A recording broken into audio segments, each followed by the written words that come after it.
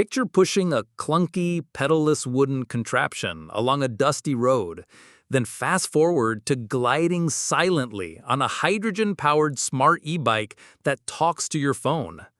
How did two wheels travel that far? What link ties an 1815 volcanic eruption to today's billion-dollar e-bike boom? Strap in across cobblestones, crash scares, and carbon fiber.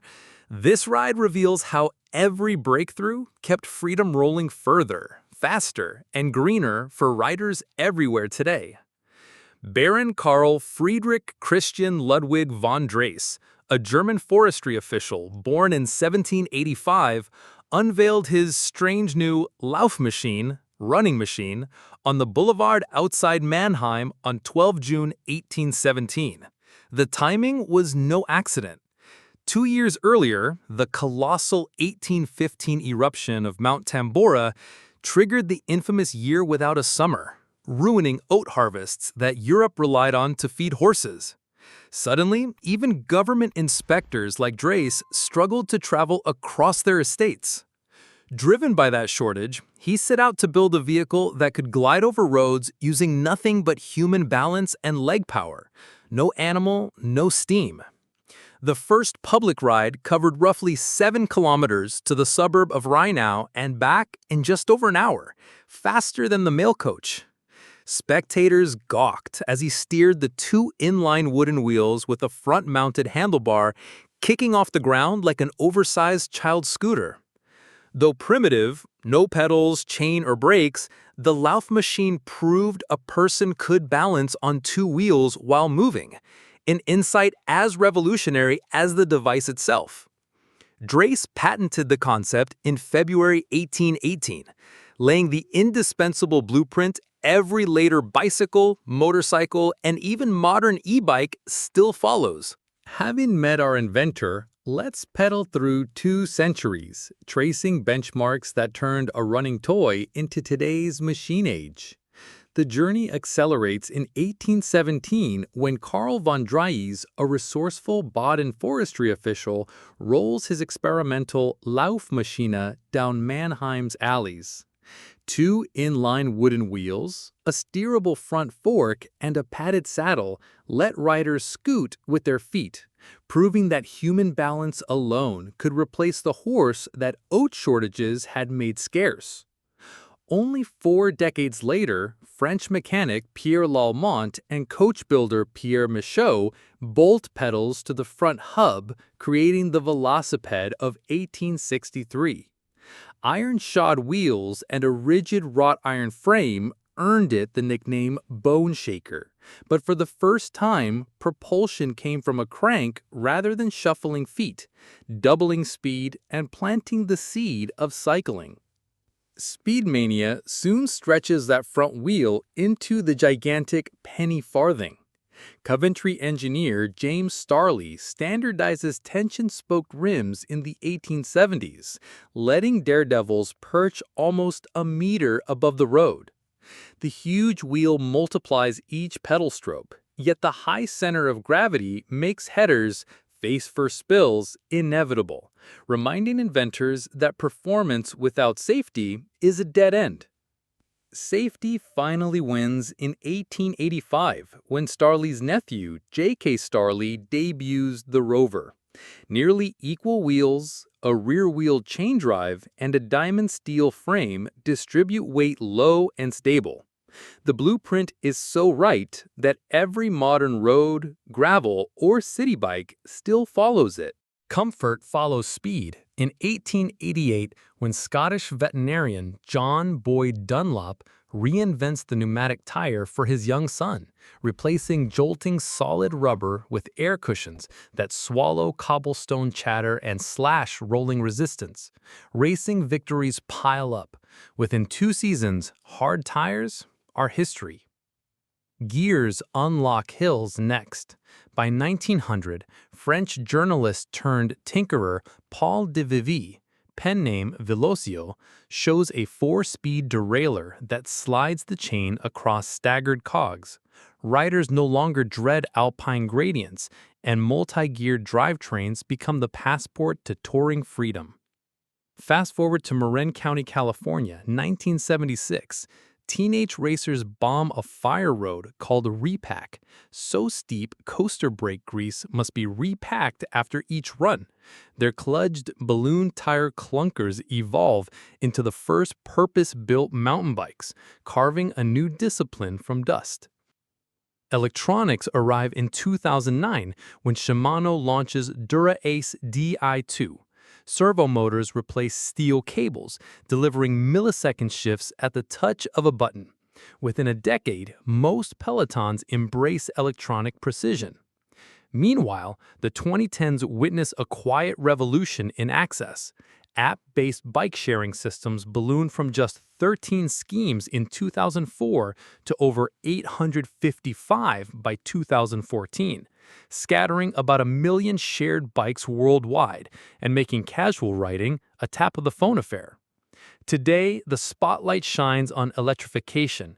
Analysts see e-bike sales hitting USD 38 billion by 2025 and USD 52 billion by 2029, fueled by cargo models that outdeliver vans in crowded cities and mid-drive motors that flatten morning climbs.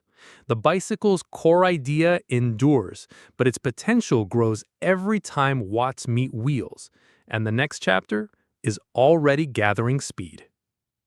Banned before it bloomed. In 1818 Paris, police declared the swift dandy horse a menace and barred it from promenades. London soon copied the rule. Ironically, the prohibition only fanned curiosity and forced inventors indoors to refine balance and steering. The bicycle face scare.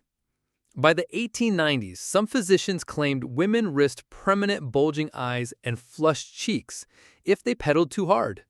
The rumor backfired. Suffragists like Frances Willard publicly mastered cycling, proving stamina and self-direction belonged to everyone. Patent plot twist. John Boyd Dunlop's 1888 pneumatic tire patent was later voided when court records showed an Irish watchmaker, Robert Thompson, had filed a similar idea in 1845. Dunlop lost exclusivity, but won the market, reminding innovators that execution can trump paperwork. Repack, ignite, repeat. Marin County's 1970s downhill rebels burned grease out of coaster brakes on each run, giving the hill, and eventually the sport, its name. Their backyard tinkering seeded a billion-dollar mountain bike industry few road racers had foreseen. Batteries doubted, then demanded. When electronic shifting appeared in 2009, purists scoffed, "What if it dies mid-race?" A decade later, Tour de France mechanics carry more power banks than chain tools, illustrating how skepticism often precedes swift adoption. Two wheels have never been bigger business. Analysts expect the global e-bike sector to add US $28.3 billion in new value between 2025 and 2029, driven by commuters who want speed without sweat and cities that want cleaner air. Freight firms already feel the pull. Deutsche Post DHL now fields 6,100 cargo e-bikes and e-trikes across Germany, trimming both delivery times and tailpipe emissions. Technology is leaping ahead just as fast. Swiss maker Hydro Ride's Hybrid fuel cell bike swaps a palm-sized hydrogen canister in under a minute, yet still rides 60 kilometers between changes. No long battery charge required. Meanwhile, California startup Superstrata 3D prints each carbon frame in a single, seamless piece, custom-tuned to the rider's body and riding style.